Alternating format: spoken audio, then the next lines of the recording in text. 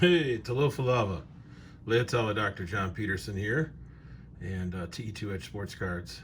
Just wanted to give a shout out to everybody out there watching this video.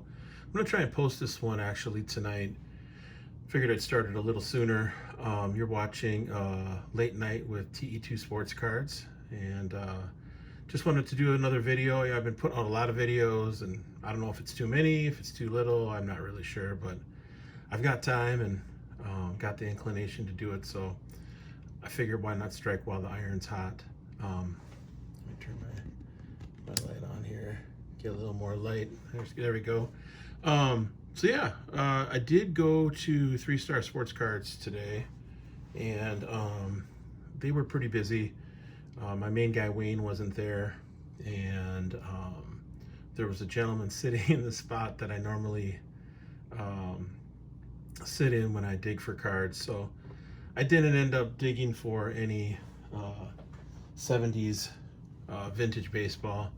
I was thinking of looking particularly at 74 and 72 to see what they had, but I didn't do any of that. So you know, you win some, you lose some. I bought some Ultra Pro graded semi-rigid holders, so picked those up. That was good.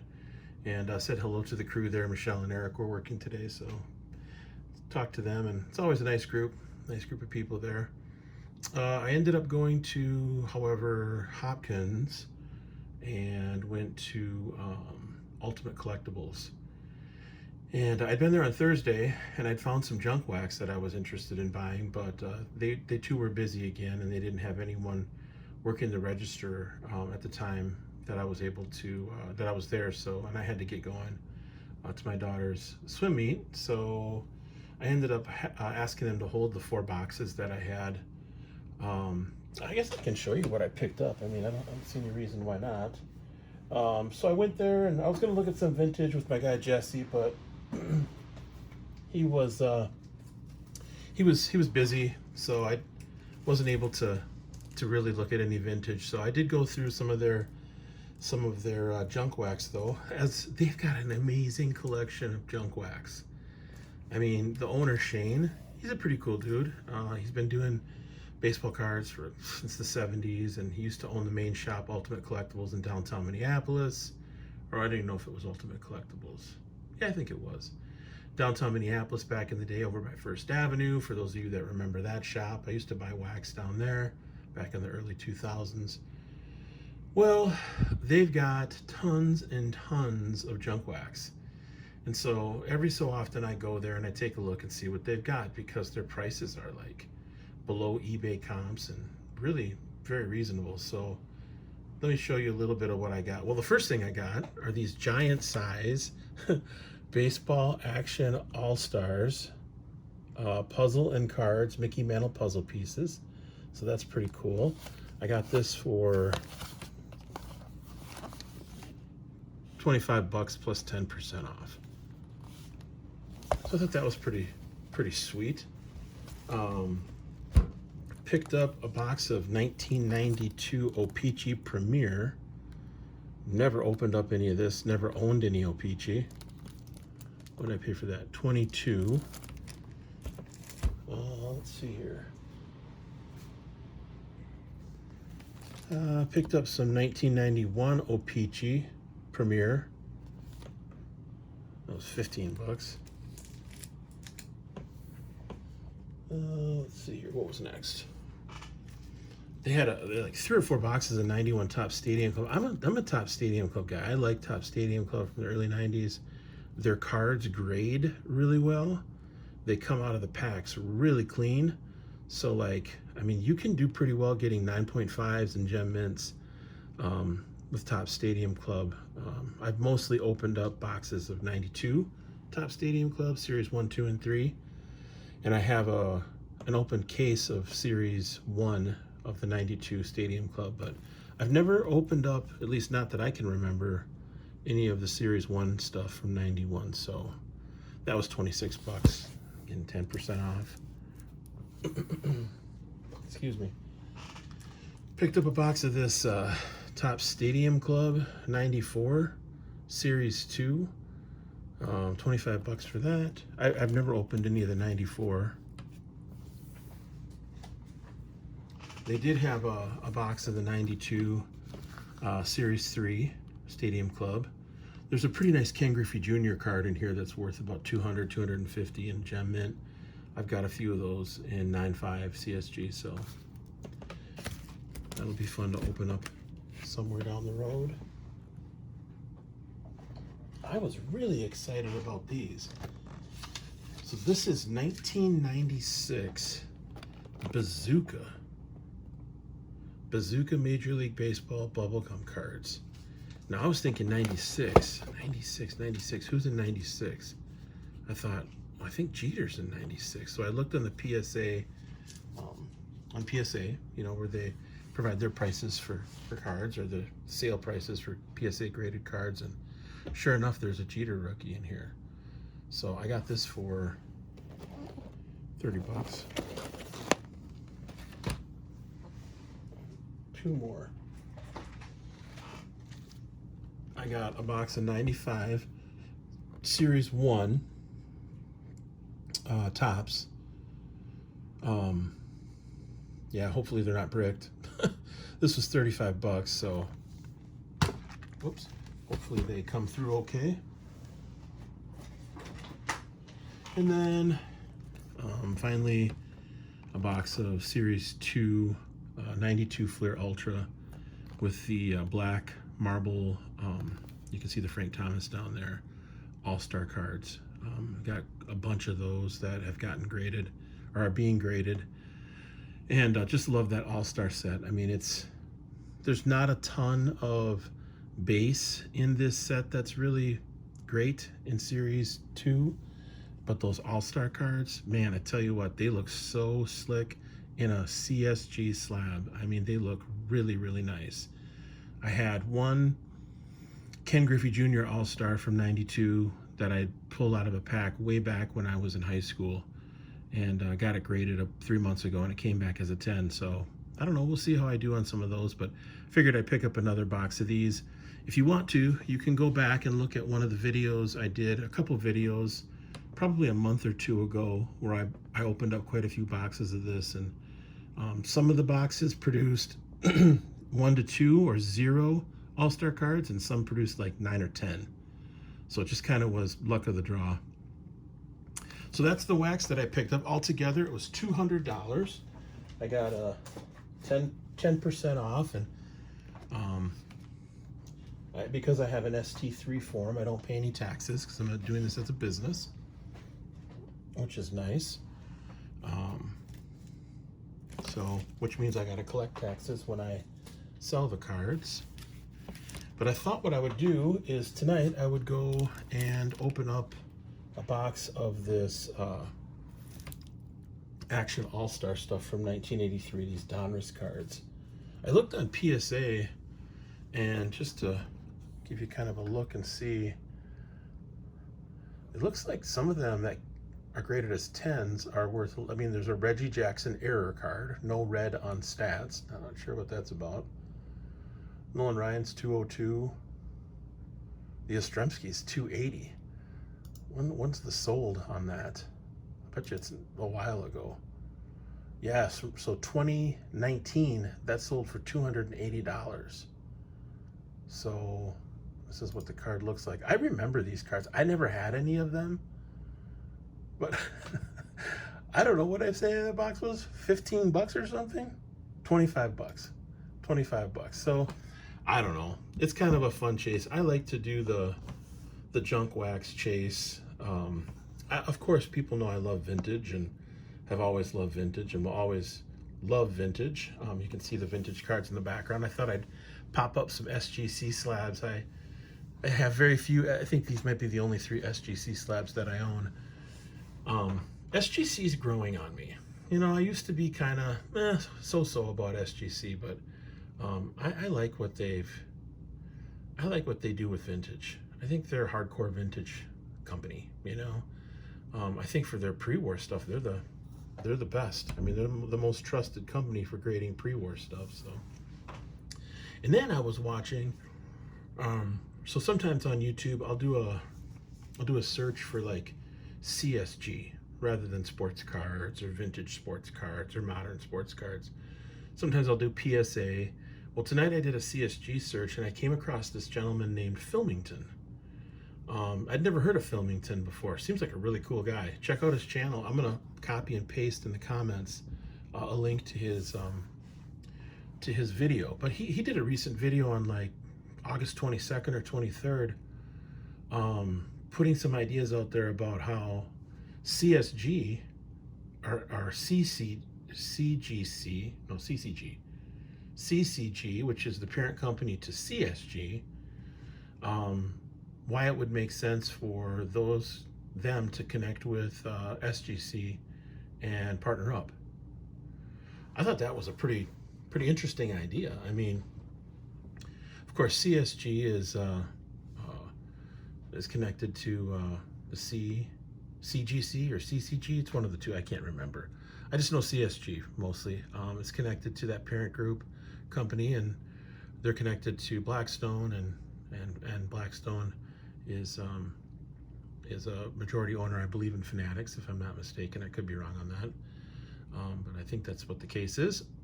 Excuse me. And then you've got SGC, which used to be a part of the CGC parent group way back in the day, I guess. I didn't know that until just recently. But, you know, together, if they were to join forces, wow, that would be something else. I mean, I'd be supportive of that. I think it could be powerful, and I think that they could really challenge PSA, and because PSA is just so dominant right now because of their registry. I mean, it's just, the registry is just such a behemoth, and you know, there's no way that CSG and SGC and Beckett can really compete on a level playing field with PSA because of that registry. I mean, they've just graded so many more cards. There's so many more cards out there that are in PSA slabs that it's just, it doesn't seem like a fair fight. However, I don't know that the future of cards and the hobby and the industry, I don't know if there's going to be 4 grading companies all the time.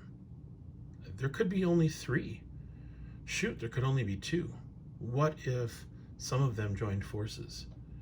And what if, like, for example, CSG and SGC joined forces?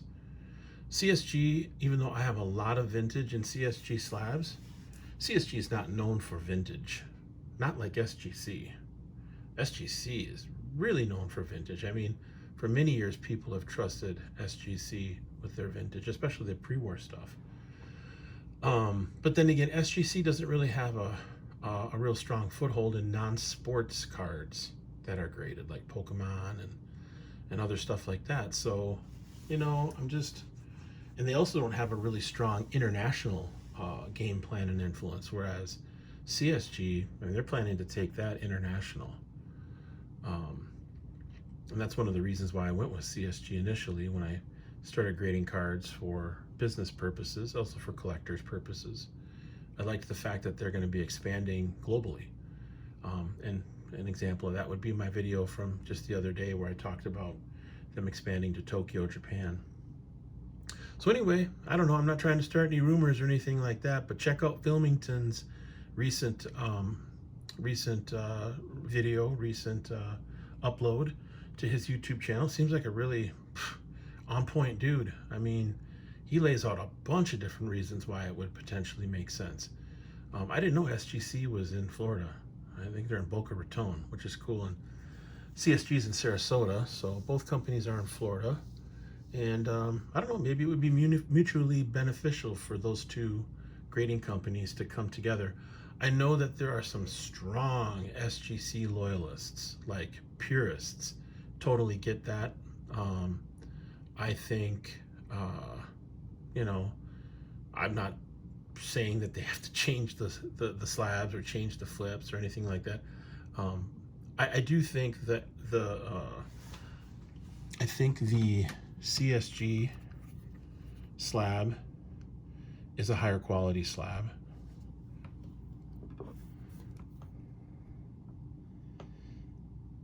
But I don't think SGC slab is bad.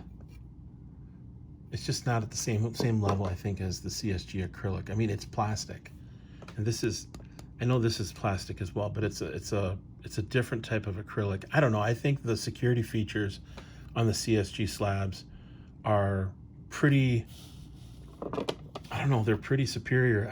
I don't know what the security feature is on the SGC slabs, but I know that they've got the hologram, and they've got this, and they've got the hologram on the front. So anyway, I don't know. We'll see what happens. I'd be curious to follow whether or not that it becomes a reality. So let me know in the comments, what do you think? I'm not trying to say that they should or they shouldn't. I'll be curious to see if they do. And if they were to join forces, I'd applaud it. I'd be happy with that. Just as long as they don't change the CSG slab again, the flip. They've already done that once, and I'm not really wanting to have 3 different types of CSG slabs. Before I open this box, or open some of the packs out of this box, I thought I would show you a few of the CSG cards that I recently processed and got uploaded into my slabs. So I'll just go through those real quickly. There's an 85 Topps Walter Payton. There's an 85 Topps Richard Dent. Yeah, I put 20 bucks on that. What I put on the Payton? 35. Hard to get those 85 Topps in such a nice shape. Here's a Lambert, the 78 Topps. These over here. 95 Topps Finest. Oh man, these were a pretty expensive box, and I didn't do well on these. I mean, there was the bluing or greening or whatever you call that. It's just really too bad. I bought a box of 95 Topps Finest baseball and a box of 95 Topps Finest basketball, and they were off-centered, and I won't buy that product again. So this is a Griffey, value bin. Maybe somebody will be interested in it. This is a fun card. I pulled this out of I was digging for 72 Topps football and pulled, I think, 3 Riggins rookie cards out, and this was one of them. Got it for pretty cheap, ungraded. It's a 7.5, and I put 125 on it. The price has dropped pretty considerably in the last 6 months. But again, with most of the vintage stuff that I have in CSG slabs, I'm not in any sort of big rush to move this card. If somebody were really interested in it and offered 100 to 115, I'd sell it, but I won't go under 100 on this card, that's for sure. He's a Hall of Famer and all-time great running back, and that's kind of an iconic card from that set. Just the look on his face and the curly hair and the wind and stuff. So pretty pleased with that card. Here's 72 O.J. Simpson from the same dig, the same find. That's a 7.5. I put 75 on that. I think that's pretty commensurate with what's on Terapeak. Oh, here's another one of those 95 Topps Finest at Bonds. Yeah, I'll be lucky if I get 10, 15, 20 bucks on this, but still, it's worth it. It's just that kind of greening there on his baseball pants. Oh, a while back I bought some 95 Topps traded in rookies. Most of those cards that I got did not get gem mint or 9, so did okay on the box. Probably lost on the box, which isn't all that infrequent for people who crack open boxes that are 25, 30 years old. But pulled the Hideo Nomo rookie card out, 15 bucks. I figured somebody might be interested in it. 1986 Topps traded Bo Jackson. Yeah, damn near impossible to get this in a gem mint. It's hard to get this in even a 9, let alone a gem mint. I don't think I have any 9.5s or gem mints on this card. it's always off-centered. So this one was actually pretty well centered for once. Usually it's off right to left. The right side is usually thinner, and the left side is usually thicker. But hey, there are some rabid Bo Jackson fans out there. Bo Jackson cards move pretty well on eBay, I found, auction-wise. They always sell, and you always get bids on Bo Jackson cards. So I figured 20 bucks in a value bin might not be a bad deal with that. And then for this last batch of cards that I processed and graded, this is a card that I don't know. I think this is a really nice card. So this is a 60 tops, Sandy Koufax. I thought it was an 8. So I was a little miffed that it came back as a 7.5. I think the centering on this card is like, it's not dead centered, but it's close. It's really close, top to bottom and left to right. I mean, the bottom is a little thicker than the top, and the left is a little bit thicker than the right. But overall, all 4 corners are sharp. The coloring is great. The back of the card looks really nice. This is one of the best 1960 Topps cards that I have. I've got some commons that aren't graded and such, some high numbered cards and stuff. I think I've got pretty close to the set. But anyway, I thought I'd put a price tag on this. I put 800 on it. That's probably more than what someone will pay for it. But you never know. I mean, again, I'm not in any sort of hurry to sell my cards that are in CSG slabs. I like the way they look. I like holding them. I like looking at them. I like having them in my collection. And I'm totally content to hold my CSG slabbed cards for 2 to 3 years to see what happens in the market. And if I end up dying and I never sell any of these CSG slabbed cards, or cards slabbed by CSG, then I'll pass them through my estate onto my family. So there you go. So a 1960 Topps Sandy Koufax. This was right about the time he started going on an amazing run as a pitcher. 5-year run, 6-year run. Yeah, his ERA was 4.06 in 59, and he won 8 and lost 6. And then I think thereafter he just took off like a rocket ship. So those are the cards that I've uploaded into my slabs, and got price tags on them, and we'll hope to get those out at the show on Saturday, in 2 Saturdays, if I make it in. Evidently there's a lottery process, so I don't know that I'm going to be guaranteed a table. And if I get one, great. If I don't, then so be it. So let's take a look and see what's in here. This is classic 83 Donruss. Too bad there's not any Tony Gwynn and Wade Boggses in here. That'd be sweet. Man, these like just smell old. Man, there's a lot of packs in here.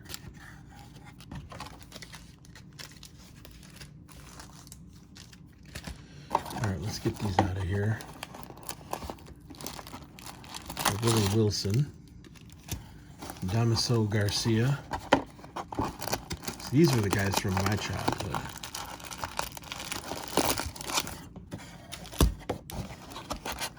Sorry for all the crackling and the noise. Yeah, it'd be fun to get a few of these graded.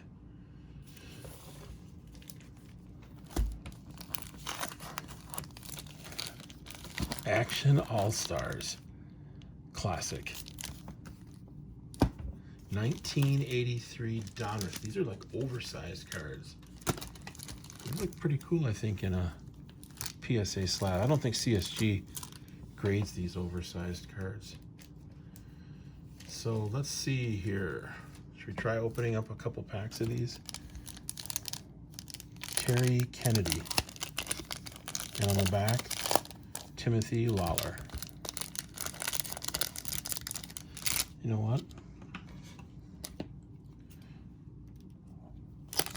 Let's open these up with the scissors.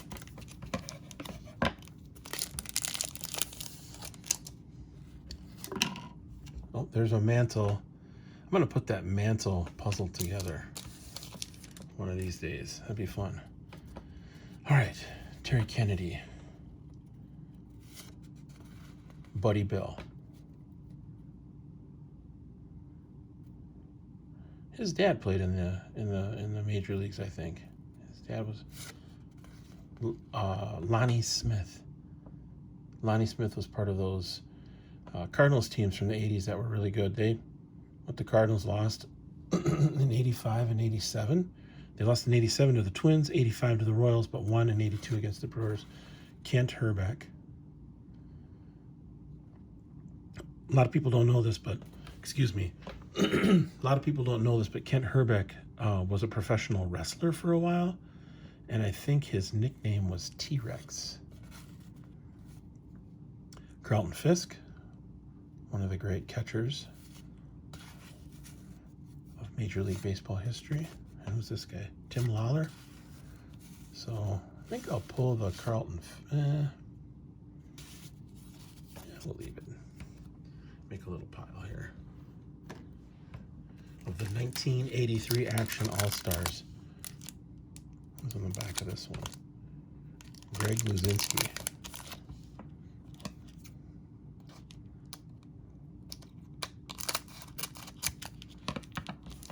Yeah, SGC and CSG coming together. That's interesting. That's an interesting thought. Gaylord Perry. Ooh, Ricky Henderson.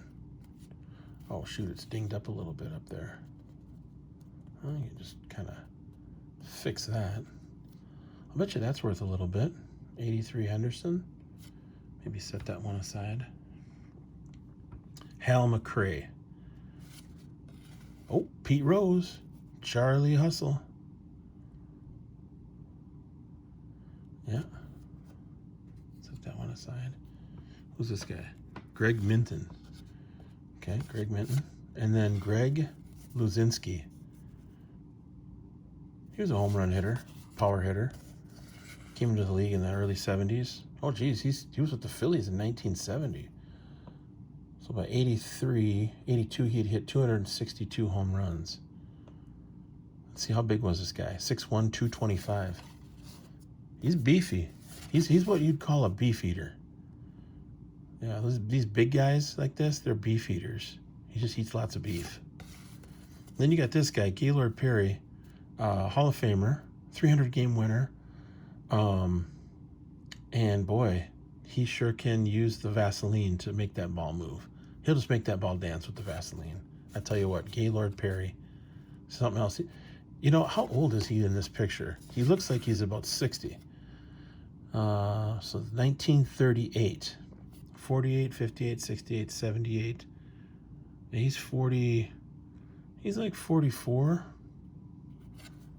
45. When did he start? He started in 62. So he pitched for 20-some years. Huh? Not bad. Good old Gaylord Perry. Probably had a little Vaseline right up underneath the tip of his cap there.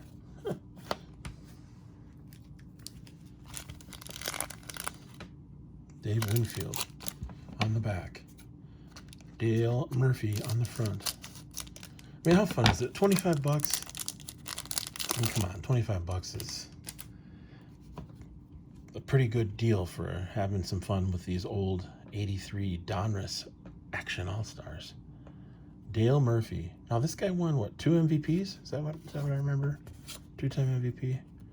National League Most Valuable Player in 1982. What were stats? 36 homers, 109 ribbies. What was his batting average? 281. Not bad.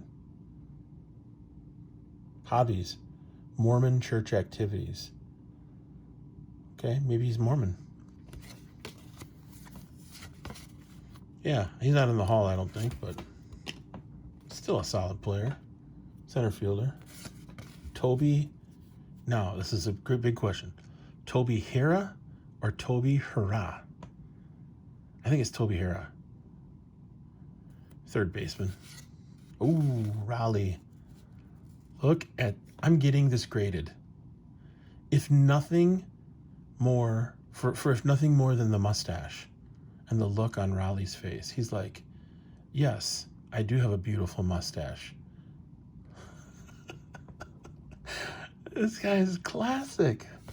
Oh my God, that's awesome. I'm getting that graded. That's going in the collection. That's going PC. That is not going for sale. Dave Stieb. This guy was a good pitcher. George Brett. All-time great third baseman. Top 2 or 3 probably, I would say. Okay, put him up there. Dave Winfield. Also a Hall of Famer. Let's put him up there too.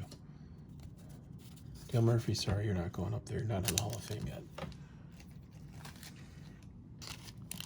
In the back of this one. Can't. Oh, Reggie Jackson. Okay, Reggie Jackson. Maybe I shouldn't open this one. Who we got in front here? Joaquin Andujar. We used to call him Walking Underwear.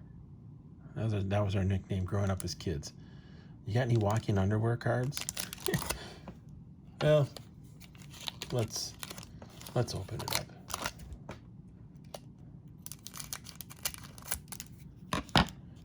What fun is it to just keep it in the wrapper. Walking Underwear, aka Joaquin Andujar. Ron Say, aka the Penguin. In Spanish, his name would be El Pingüino.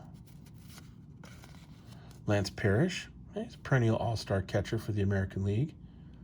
Won a World Series in '84 with the Tigers.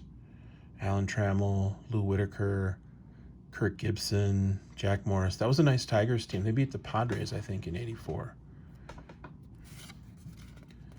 Ron Guidry. What's his nickname? The Gator? I think it was the Gator. Andre the Hawk Dawson. That is a cool card. He was a big man. Andre Dawson was a big man. 6'3", 192. I want to say he was taller than 6'3". That's a set-aside card. He's a Hall of Famer. Reginald Jackson. So there's something with the red, with the statistics. I don't know what that is, but I'll have to look at that later. So how many home runs did he have by 1982? 464. And I think he played a few more seasons too. Because I think he played up through 87. I think 87 might have been his last year. I don't know if there's an 88 Topps Reggie Jackson card. So, but we all know he hit 500. He's part of the 500 home run club. Reggie Jackson, he definitely got his money's worth when he would swing. So you're watching Late Night Sports Cards with TE2. Ooh, a Yastrzemski. Didn't even notice it when I cut into it. Oh no. Yastrzemski. Look at that. It's got a bend mark in it. Shoot, that's the most valuable card of the whole set. 280 back in 2019. Well, oh, Rod Carew. There we go. Man, these cards are cool. Rod Carew. This guy was a baller. Rodney Klein Carew. He's Panamanian? I knew he was Latino, but I didn't know he was from Panama. Let's see here. His career batting average, 331, 67 to 82. So in 15 years, his career batting average was 331. That's impressive. Let's see, his highest batting average was 1977. This cat hit 388. Dang. And had 239 hits in 616 at-bats. Wow. I bet he didn't strike out very much either. 16-time All-Star, 7-time American League batting champion. Wow. Yeah. And he's got the headband. I mean, how cool is the headband? That's awesome. That's definitely something I want to get graded. Mookie Wilson. You know what? I'm gonna mail this card to DJ Frat because he's a Mets fan. DJ Frat's one of my big subscribers. He's been with me for a long time, and DJ Frat, this is all you. I'm gonna set this one aside. You're getting that one. Dave Concepcion. Bruce Sutter. Dave Concepcion was part of the Big Red Machine, the Reds teams of the 1970s. Well, he was undrafted. He's Venezuelan. He's from Maracay. Okay. Yeah, nice player. Reigning top shortstop in the National League for the past 5 years. He was a 9-time All-Star? Hit over 300 in 3 of the 4 World Series games. I had no idea he was that good. I knew he was good, but I didn't think he was a 9-time All-Star. That's serious. Bruce Sutter, relief pitcher. His favorite pitch, the forkball. The forkball. Yeah, save master. Oh no, sorry. The split-fingered curveball specialist. I thought it was the forkball. Well, maybe some people call that splitter, forkball, same thing. I always thought the splitter and the forkball were a little bit different. I threw a splitter, not a forkball, back in the day. I didn't get a little movement on it. I didn't throw hard enough when I was 14, 15 to get a lot of movement, but Keith Hernandez. And Keith Hernandez also played for the Mets. I think he got traded shortly after this season. Is he in the Hall of Fame? I don't recall. Keith Hernandez. He had a big drug problem back in the mid-'80s. I think he was into cocaine. But he's got his story is pretty cool. If you've seen the 30 for 30 on the 1986 Mets team, he was a pretty prominent leader on that team. It was a pretty young team, but like he was definitely one of the veteran leaders. He and Gary Carter and Doc Gooden and Mookie Wilson and Darryl Strawberry, of course. I loved the Mets back in that time period. I mean, who didn't? The Mets were so cool. Doc Gooden, Dr. K. Come on, man. Dr. K was bomb. Jim Sundberg. I remember him. Leon Durham.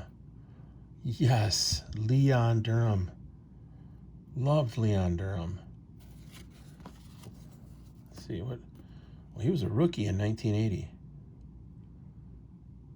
In 1982, he had a nice season. 312, 22 homers, 90 ribbies. Not bad. Kent Herbeck.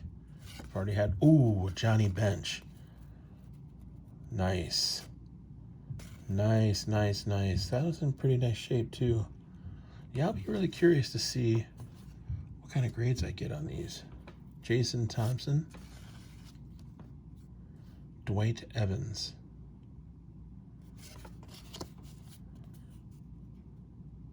Oh, he was a great defensive right fielder. Yeah, he had a good arm. I remember Dwight Evans always had a good arm. Has won 5 Gold Gloves.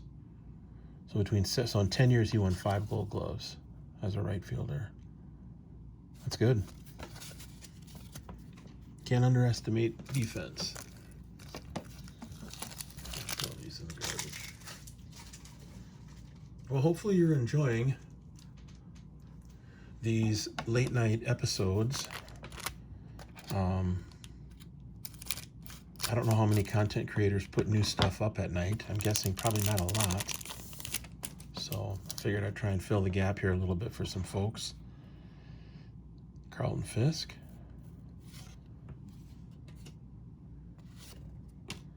Tim Lawler. Oh, another Pete Rose. Bob Horner. Bob Horner hit 4 home runs in a game once. I think that was in like 1986, maybe. One of the most productive long ball hitters in the game. Tied for 4th in National League homers last year. Yep, and I'm pretty sure he hit 4 home runs in one game. Keith Hernandez again. Oh, Cecil Cooper. Loved Cecil Cooper as a Brewer fan growing up. Oh, man. He was with the Red Sox for a while. And he could hit. His career batting average, 71 to 82, was 308. He hit 352 in 1980. Hit 25 home runs and 122 RBIs. And he was a really good defensive first baseman. I idolized Cecil Cooper. I'm getting that graded, even though it's probably not worth. I just want to get it on a slab. Excuse me. So this really brings back lots of memories for me. The 80s, early 80s. Here's the checklist. This is probably worth more than anything else. Richie Zisk. Dave Stieb. Hal McRae. Bill Buckner. Made famous by the ball that went under his legs in the 1986 World Series. However, this guy was a nice player in his own right. Don't kid yourself now. This guy's 297. I mean, I know he's remembered for that error, which is unfortunate, but he had a nice career. Came up in 69.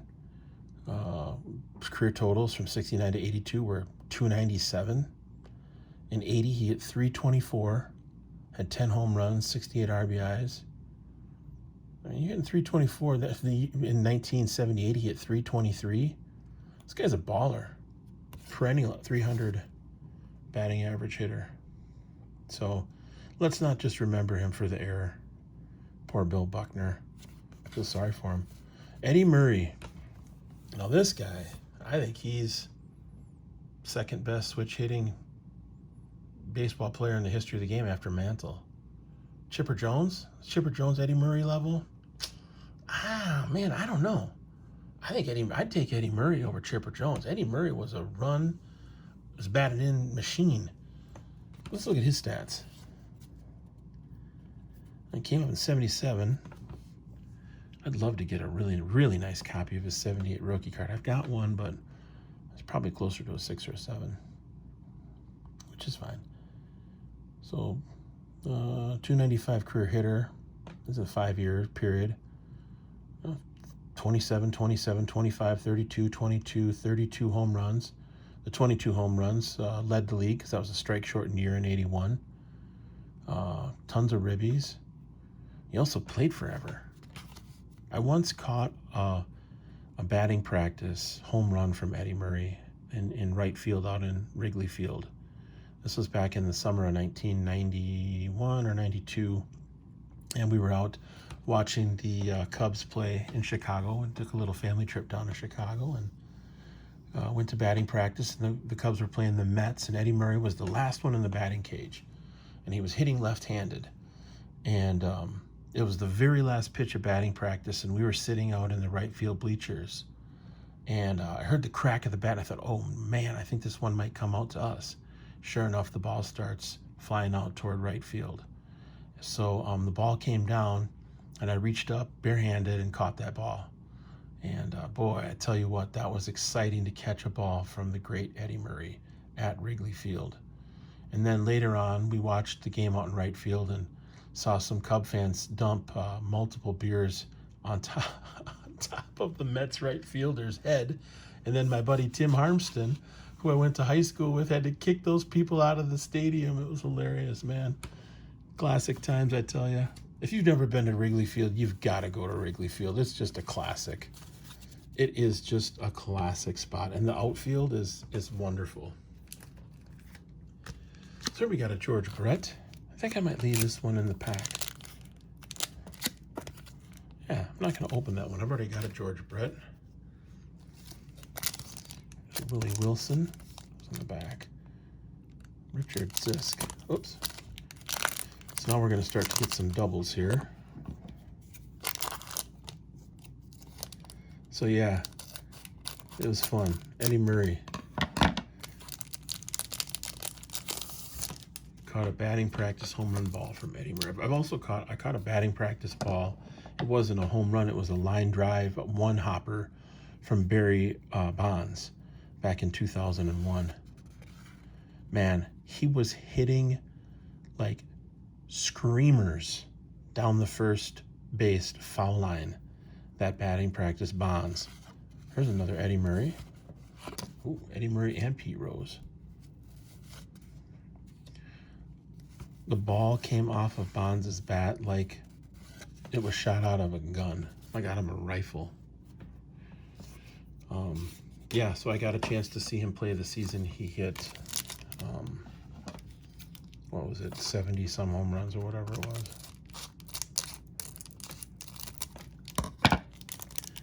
We got one of the batting practice balls back at home in my hometown in my dad's study.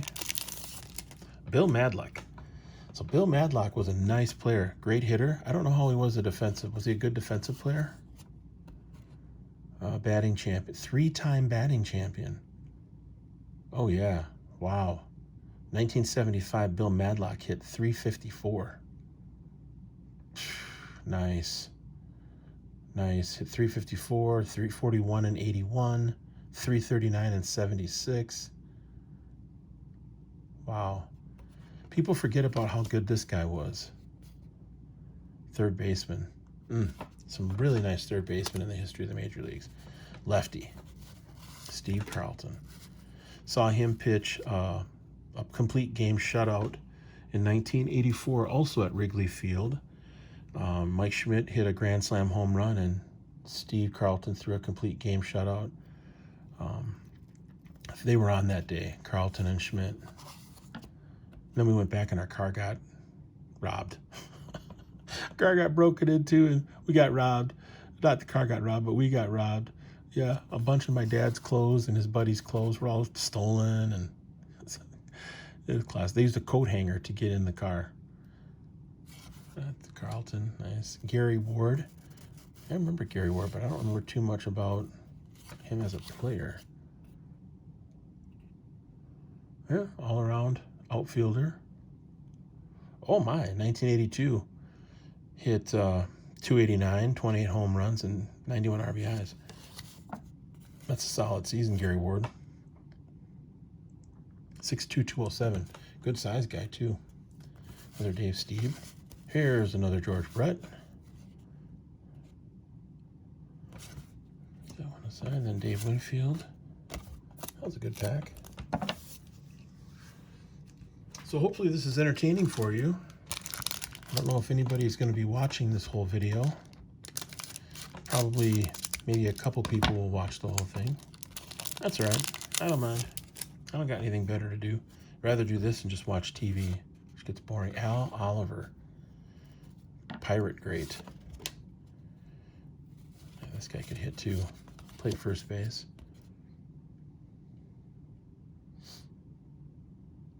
Yeah, 1974 hit 321. 78 hit 324. Yeah, not to be forgotten, Al Oliver. Tony Pena. Remember Tony Pena, the way he would squat behind the plate? He'd kick the one leg out. Loved that. Even though I never played catcher, I thought that was really cool. He's from Dominican Republic. I wonder if he was an all-star. Okay, all right, yeah, nice player.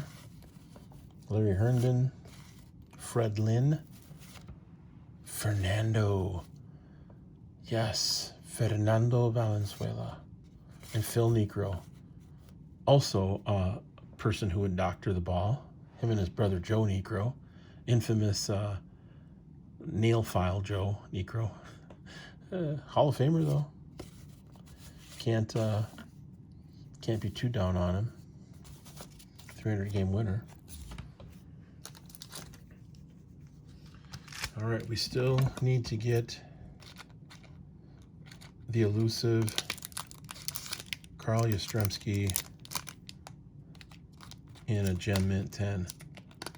Yaz. Jack Clark. Ooh, Nolan Ryan. That card's probably worth a little bit. It's in pretty good shape, too. Damaso Garcia. Another Concepcion. Bruce Sutter, Greg Minton. Kind of looks like Freddie Mercury a little bit from Queen.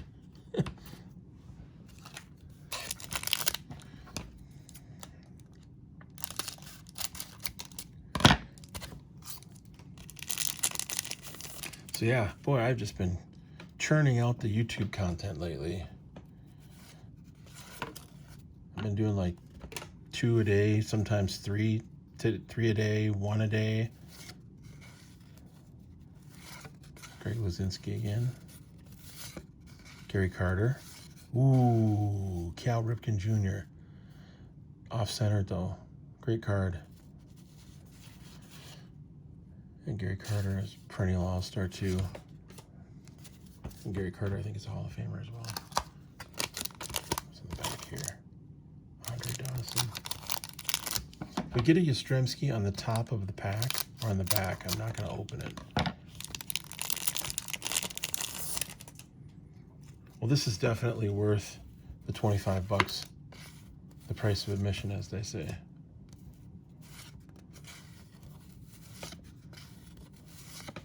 And now we're seeing doubles of stuff.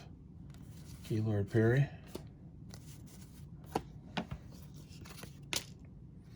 Yeah, I'm not going to open up all these. Look at this. There's a whole stack. There's a whole stack of these. They stuff a lot of these packs in a box of the Action All Stars.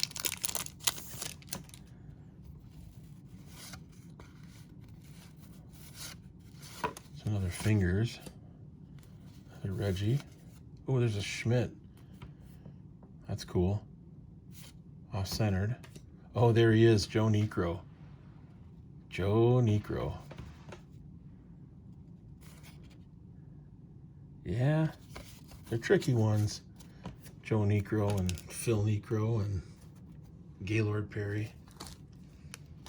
Oh, here we go. Look at this. Ask and you shall receive. Yastrzemski. I'm done. Not going to open up anymore. It doesn't get any better than that. All right, folks. Hopefully that was of some entertainment value to you. You know, I don't really... I love it. I love the fact that people watch, and I love the fact that people subscribe, and I love the fact that people leave comments and leave views, or do have views. But I do this because I really enjoy it. I really love the cards. I really love just holding the cards and looking at the cards. So, you know, if you don't watch, that's okay. If you do watch, I really appreciate you, and hope you have a blessed night. Peace out. One love.